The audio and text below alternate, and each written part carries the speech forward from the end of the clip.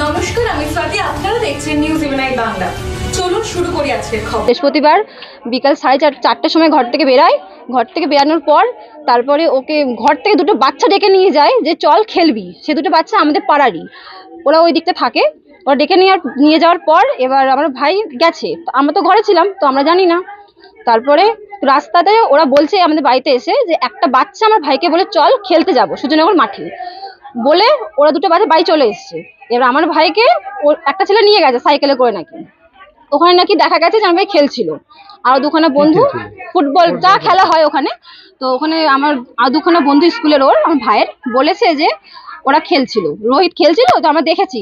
তারপরে ওই ছেলেটি আমাদের খবর দেয় যে রোহিত এখানে ছিল এখানে, কিন্তু তারপর তো ওরা বাড়ি চলে যায়। আর এবার আমার ভাইকে দেখেনি যে আমার ভাই কোথায় গেছে না গেছে।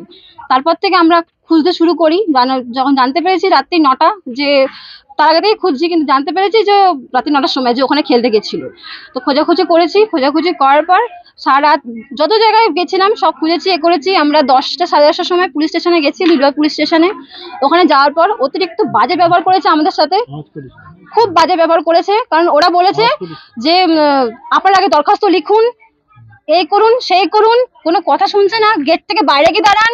তারপরে একজন বসে অযোধ্য বাজে ব্যবহারে চিল্লাচ্ছে, বাজে কথা বলছে। পুলিশ স্টেশনটা উনি একটু বয়স্ক করে, উনি বলছে আপনার রিপোর্ট লেখান, আমরা ঠিক যাব, একটু পরেই যাব, একটু আপনি যান না, একটু পরে যাচ্ছি, বাইরে গিয়ে কথা বলুন, বাইরে গিয়ে কোন। আমাদের খুব অপমান করেছে। আমরা যে সাধারণ জনগণ, যে আমাদের দরকার কি আমরা নিয়ে গেছি অনুরোধটা, সেটা ওনারা শোনেননি। আমাদেরকে বসিয়ে রেখেছেন যে এরকম একটা মিসিং নিয়ে গেছি, যে সঙ্গে সঙ্গে অ্যাকশন নেবেন, সেরকম কোনো অ্যাকশন নেননি।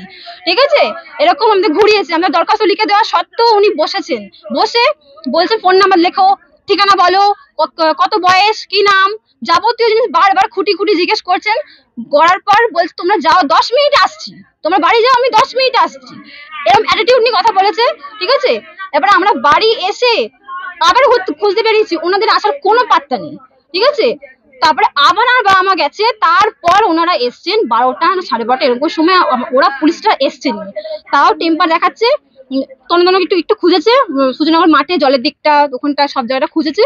খোঁজার পর তারপর ওরা বাড়ি চলে গেছে। ঠিক আছে, আর কোনো অ্যাকশন নেননি। আমরা বলেছি খুঁজতে, কিন্তু খোঁজেননি। বলছে আমরা তো খুঁজলাম অনেক, আর কত খুঁজবো, আপনারা যা বলেছেন আমরা খুঁজেছি। এটা কি উচিত ছিল? ওনাদের জন্যই আজকে আমার ভাইটা মারা গেছে।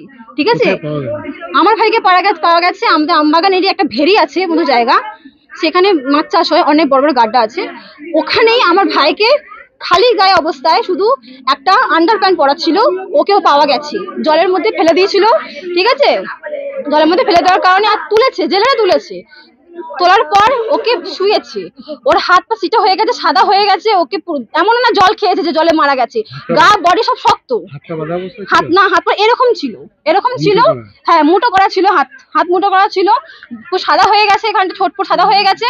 ঠিক আছে, আর খুবই বাজে অবস্থায় ছিল। আমি এটা বলছি, ওর মার্ডার হয়েছে আমার ভাইকে। কেন কি আমার ভাই কখনো জলে নামবে না, ও ভয় পায়, সাঁতার কাটে না, তো পারেও না, তাই কোনোদিনও জলে নামবে না। এটা মার্ডার করা হয়েছে, পুলিশরা অ্যাকশন নেয়নি বলে আজকে আমার ভাই এরকম হয়েছে। আমি পুলিশদের খুন করে দেবো।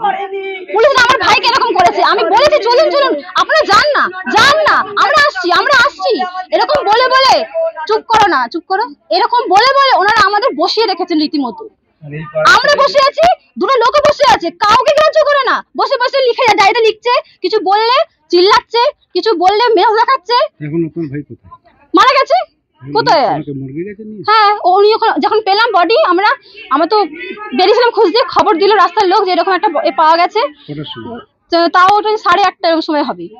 হ্যাঁ, আজকে সকাল 8:30টায়। তো আমরা গেলাম সেখানে। পরবর্তী খবরের জন্য দেখতে থাকুন নিউজ ইভেনাই বাংলা।